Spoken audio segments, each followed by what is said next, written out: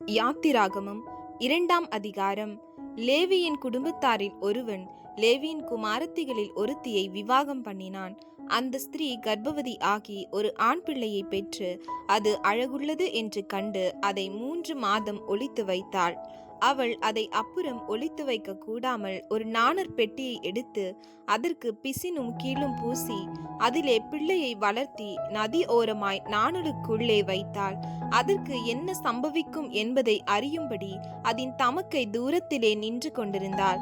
அப்பொழுது பார்வோனுடைய குமாரத்தி நதியில் ஸ்நானம் பண்ண வந்தாள். அவளுடைய தாதிகள் நதியோரத்தில் உலாவினார்கள். அவள் நாணலுக்குள்ளே இருக்கிற பெட்டியை கண்டு தன் தாதியை அனுப்பி அதை கொண்டு வரும்படி செய்தாள். அதை திறந்தபோது பிள்ளையை கண்டாள். பிள்ளை அழுதது. அவள் அதின் மேல் இரக்கமுற்று அது எபிரேயர் பிள்ளைகளில் ஒன்று என்றாள். அப்பொழுது அதன் தமக்கை பார்வோனின் குமாரத்தியை நோக்கி, உமக்கு இந்த பிள்ளையை வளர்க்கும்படி எபிரேய ஸ்திரீகளில் பால் கொடுக்கிற ஒருத்தியை நான் போய் உம்மிடத்தில் அழைத்து கொண்டு வரட்டுமா என்றாள். அதற்கு பார்வோனுடைய குமாரத்தி அழைத்து கொண்டு வா என்றாள். இந்த பெண் போய் பிள்ளையின் தாயையே அழைத்து கொண்டு வந்தாள். பார்வோனுடைய குமாரத்தி அவளை நோக்கி, நீ இந்த பிள்ளையை எடுத்து கொண்டு போய் அதை எனக்கு வளர்த்திடு, நான் உனக்கு சம்பளம் கொடுக்கிறேன் என்றாள். அந்த ஸ்திரீ பிள்ளையை எடுத்து கொண்டு போய் அதை வளர்த்தாள். பிள்ளை பெரிதான போது அவள் அதை பார்வோனுடைய குமாரத்தியின் இடத்தில் கொண்டு போய் விட்டாள். அவளுக்கு அவன் குமாரனானான். அவள் அவனை ஜலத்தினின்று எடுத்தேன் என்று சொல்லி அவனுக்கு மோசே என்று பெயரிட்டாள். மோசே பெரியவனான காலத்தில் அவன் தன் சகோதரரிடத்தில் போய் அவர்கள் சுமை சுமக்கிறதை பார்த்து தன் சகோதரராகிய எபிரேயரில் ஒருவனை ஒரு எகிப்தியன் அடிக்கிறதை கண்டு அங்கும் இங்கும் பார்த்து ஒருவரும் இல்லை என்று அறிந்து எகிப்தியனை வெட்டி அவனை மணலிலே புதைத்து போட்டான். அவன் மறுநாளிலும் வெளியே போன போது எபிரேய மனுஷர் இருவர் சண்டை பண்ணி கொண்டிருந்தார்கள். அப்பொழுது அவன் அநியாயம் செய்கிறவனை நோக்கி, நீ உன் தோழனை அடிக்கிறது என்ன என்று கேட்டான். அதற்கு அவன், எங்கள் மேல் உன்னை அதிகாரியாகவும் நியாயாதிபதியாகவும் ஏற்படுத்தினவன் யார்?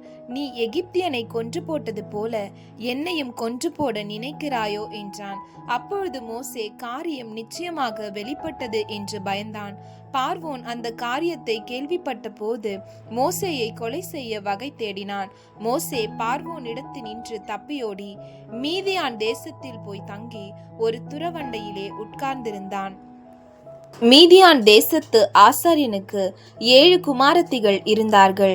அவர்கள் தங்கள் தகப்பனுடைய ஆடுகளுக்கு தண்ணீர் காட்டும்படிக்கு அங்கே வந்து தண்ணீர் மொண்டு தொட்டிகளை நிரப்பினார்கள். அப்பொழுது மேய்ப்பர்கள் வந்து அவர்களை துரத்தினார்கள். மோசே எழுந்திருந்து அவர்களுக்கு துணை நின்று அவர்களுடைய ஆடுகளுக்கு தண்ணீர் காட்டினான். அவர்கள் தங்கள் தகப்பனாகிய ரெகுவேலிடத்தில் வந்தபோது அவன், நீங்கள் இன்று இத்தனை சீக்கிரமாய் வந்தது என்ன என்று கேட்டான். அதற்கு அவர்கள், எகிப்தியன் ஒருவன் மேய்ப்பரின் கைகளுக்கு எங்களை தப்புவித்து எங்களுக்கு தண்ணீர் மொண்டு கொடுத்து ஆடுகளுக்கும் தண்ணீர் காட்டினான் என்றார்கள். அப்பொழுது அவன் தன் குமாரத்திகளை பார்த்து, அவன் எங்கே?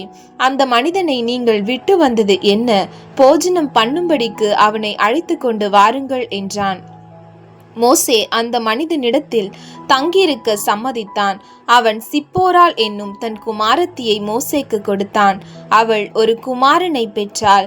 நான் அந்நிய தேசத்தில் பரதேசியா இருக்கிறேன் என்று சொல்லி அவனுக்கு கெர்சோம் என்று பெயரிட்டான். சில காலம் சென்ற பின் எகிப்தின் ராஜா மரித்தான். இஸ்ரவேல் புத்திரர் அடிமைத்தனத்தினால் தவித்து முறையிட்டு கொண்டிருந்தார்கள். அவர்கள் அடிமைத்தனத்திலிருந்து முறையிடும் சத்தம் தேவ சந்நிதியில் எட்டினது.